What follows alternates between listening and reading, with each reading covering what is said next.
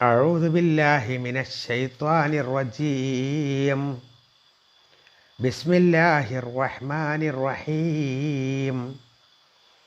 لقد حق القول على أكثرهم فهم لا يؤمنون. إنا جعلنا في أعناقهم أغلالا فهي إلى الأذقان فهم مقمحون. وجعلنا من بين أيديهم سدا ومن خلفهم سدا فأغشيناهم فهم لا يبصرون. وسواء عليهم أأنذرتهم أم لم تنذرهم لا يؤمنون. إنما تنذر من اتبع الذكر وخشي الرحمن بالغيب فبشره بمغفرة وأجر كريم. إنا نحن نحيي الموتى ونكتب ما قدموا وآثارهم وكل شيء أحصيناه في إمام مبين. صدق الله العظيم. പ്രിയപ്പെട്ടവരെ, അസ്സലാമു അലൈക്കും വറഹ്മത്തുള്ളാഹി വബറകാതുഹു. സൂറത്ത് യാസീൻ ഒരുപാട് ആളുകൾ ദിവസവും പാരായണം ചെയ്യുന്ന ഈ സൂറത്തിൽ എന്തൊക്കെയാണ് പറഞ്ഞിരിക്കുന്നത് എന്ന് മനസ്സിലാക്കാൻ ശ്രമിക്കുകയായിരുന്നു നമ്മൾ. ആദ്യത്തെ 6 ആയത്തുകളാണ് നമ്മൾ ചർച്ച ചെയ്തത്. ഇനി അടുത്ത 6 ആയത്തുകളാണ് ഇപ്പോൾ ഓതിയിട്ടുള്ളത്. അർത്ഥം ശ്രദ്ധിക്കുക. ബിസ്മില്ലാഹിർ റഹ്മാനിർ റഹീം. ലഖദ് ഹഖൽ ഖൗലു അലാ അക്സരിഹിം ഫഹും ലാ യുഅ്മിനൂൻ. ലഖദ് ഹഖൽ ഖൗലു, തീർച്ചയായും വാക്ക് സത്യമായി തീർന്നിരിക്കുന്നു. ലഖദ് ഹഖൽ ഖൗലു, വാക്ക് സത്യമായി പുലർന്നിരിക്കുന്നു, സ്ഥിരപ്പെട്ടു കഴിഞ്ഞിരിക്കുന്നു. അലാ അക്സരിഹിം, അധിക ആളുകളുടെ പേരിലും അധിക ആളുകളുടെ മേലും. ഫഹും ലാ യുഅ്മിനൂൻ, അതുകൊണ്ട് തന്നെ അവർ വിശ്വസിക്കുകയില്ല. ഫഹും ലാ യുഅ്മിനൂൻ, അതുകൊണ്ട് അവർ വിശ്വസിക്കുകയില്ല. ഇന്നാ ജഅൽന, തീർച്ചയായും നാം ഉണ്ടാക്കിയിരിക്കുന്നു. ഫീ അഅനാഖിഹിം, അവരുടെ കഴുത്തുകളിൽ നാം ഉണ്ടാക്കിയിരിക്കുന്നു. അഗലാലൻ, ചങ്ങലകൾ. ഫഹിയ ഇലൽ അദ്ഖാനി, അത് അവരുടെ താടിയെല്ലുകൾ വരെ എത്തി നിൽക്കുന്നു. ഫഹിയ ഇലൽ അദ്ഖാനി, അത് അവരുടെ താടിയെല്ലുകൾ വരെ എത്തി നിൽക്കുന്നു. ഫഹും മുഖ്മഹൂൻ, അവർ തല ഉയർത്തി നിൽക്കുന്ന അവസ്ഥയിലാണ്.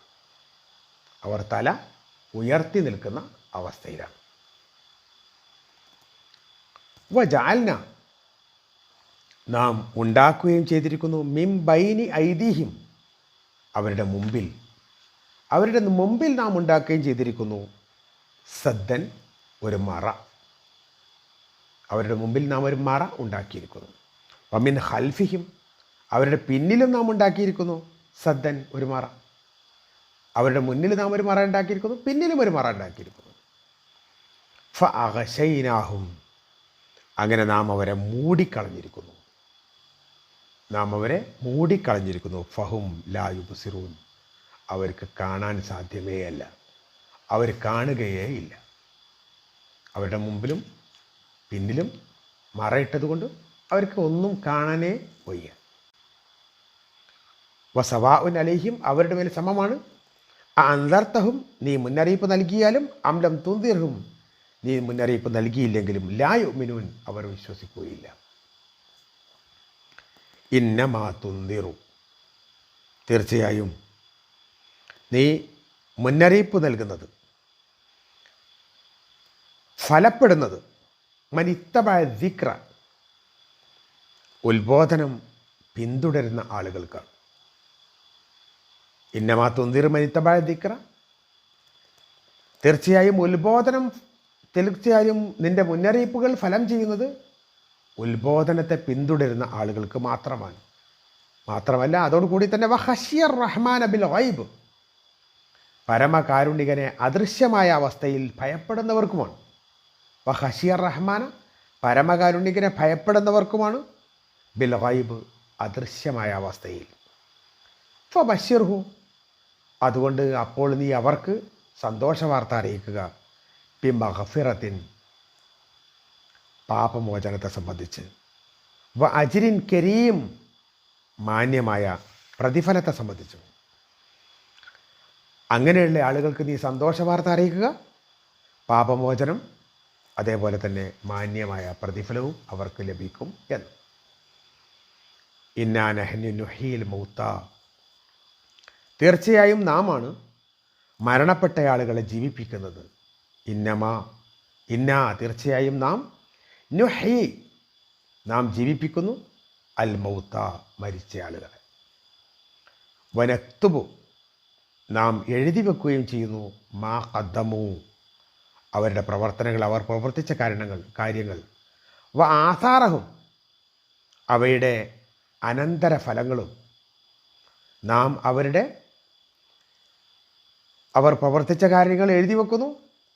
അതിൻ്റെ ഫലമായി ഉണ്ടാകുന്ന കാര്യങ്ങൾ എന്താണോ അതും അനന്തരഫലങ്ങളും നാം എഴുതി വെക്കുന്നു. വകുല്ല ഷൈഇൻ, എല്ലാ കാര്യങ്ങളും അഹ്സൈനാഹു നാം നിർണയിച്ച് വെച്ചിരിക്കുന്നു. ഫി ഇമാമി മുബീൻ, വ്യക്തമായ ഒരു രേഖയിൽ നാം അതെല്ലാം നിർണയിച്ച് വെക്കുകയും ചെയ്തിരിക്കുന്നു.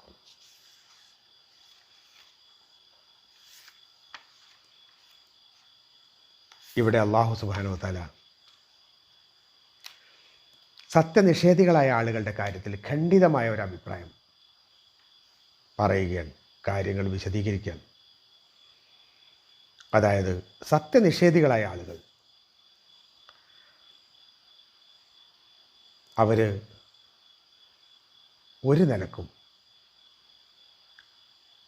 വിശ്വാസത്തിലേക്ക് വരികയില്ല. മിക്കവാറും ഖുറൈശികളുടെ കാര്യത്തിൽ, നിഷേധികളായ ആളുടെ കാര്യത്തിൽ സത്യമായി പുലർന്ന വാക്കാണ്. അവർ വിശ്വസിക്കുകയില്ല, അവർ വിശ്വാസത്തിലേക്ക് വരില്ല. അവർക്ക് ഹിതമായി തോന്നുന്നത്, അവർക്ക് ഇഷ്ടമായി തോന്നുന്നത് ഇതിൽ നിന്നൊക്കെ മാറി നിൽക്കാനാണ്. ഇതിലേക്ക് അവർ ശ്രദ്ധിക്കുന്നേ ഇല്ല. എന്നിട്ട് അതിനെ അള്ളാഹു മറ്റൊരു രൂപത്തിൽ പറയുകയാണ്, ഇന്നാ ജഅൽനാ ഫീ അഅനാഖിഹിം അഗ്ലാലൻ ഫഹിയ ലിൽ അദ്ഖാൻ, അവരുടെ കഴുത്തിലൊരു ചങ്ങലുണ്ട്. ആ ചങ്ങല ഒന്നായിട്ട് വരിഞ്ഞ് മുറുക്കി അത് എത്തി നിൽക്കുന്നത് താടിയൽ വരെയാണ്. അതുകൊണ്ട് തന്നെ ഫഹും മുഖമഹുൻ, അവർ തല ഉയർത്തപ്പെട്ട സ്ഥിതിയിലാണ്. എന്ന് പറഞ്ഞാൽ അവരുടെ ചെയ്തികൾ കാരണത്താൽ അല്ലാഹു സുബ്ഹാനഹു വ തആല അവരിലേക്ക് പോലും അവർ നോക്കാത്ത, നേരെ മുകൾ ഭാഗത്തേക്ക് മാത്രം നോക്കുന്നൊരവസ്ഥയിലേക്ക് അവരെ മാറ്റിയിട്ടുണ്ട്.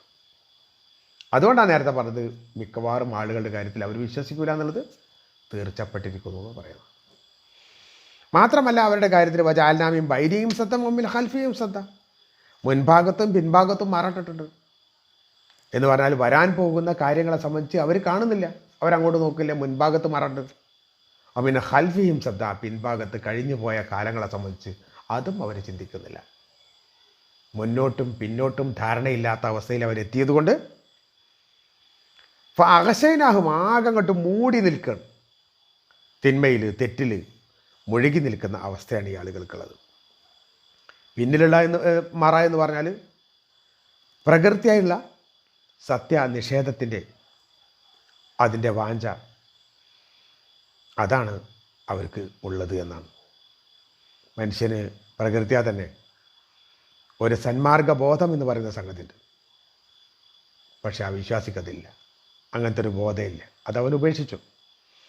മുന്നിൽ മറയുള്ളത് കാരണം അവർക്ക് ദാർശനികമായ നേർവഴിയും മുന്നോട്ടുള്ള ആ പോക്കിനെ സംബന്ധിച്ചുള്ള വിചാരമൊന്നും ഉണ്ടാവില്ല. മുൻഭാഗവും പിൻഭാഗവും അവരുടെ പ്രവർത്തനത്താൽ അടഞ്ഞു പോയിരിക്കുന്നു. മൊത്തം തന്നെ അവർ മൂടിയ പോലെയാണുള്ളത്. ഫാഹശേനാകും ബഹുലായി വിസർ, അതുകൊണ്ട് അവർ കാണില്ല. സന്മാർഗ ദർശനം എന്ന് പറയുന്നത് അവരിലേക്കില്ല. അപ്പോൾ സവാഉൻ അലൈഹിം ആ അൻദർതഹും അം ലം തുൻദിർഹും, ഈ തരം ആളുകൾക്ക് നീ ഉത്ബോധനം നൽകിയാലും ശരി, മുന്നറിയിപ്പ് നൽകിയാലും ശരി, നൽകിയില്ലെങ്കിലും ശരി, ലാ യുഅ്മിനൂൻ, അവർ വിശ്വസിക്കില്ല.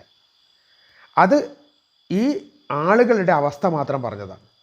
പക്ഷേ പ്രവാചകനെ സംബന്ധിച്ചിടത്തോളം, അള്ളാഹുവിൻ്റെ ദീനിലേക്ക് ക്ഷണിക്കുന്ന ആളുകളെ സംബന്ധിച്ചിടത്തോളം ഇതല്ല. അവരുടെ ദൗത്യം അവർ നിർവഹിച്ചേ പറ്റൂ. കാരണം ആർക്കാണ് ഈ പറഞ്ഞിട്ടുള്ള ഈ ഒരു നിലക്കും വിശ്വസിക്കാത്ത ആൾക്കാരെന്ന് നമുക്ക് പറഞ്ഞു തന്നിട്ടില്ലല്ലോ.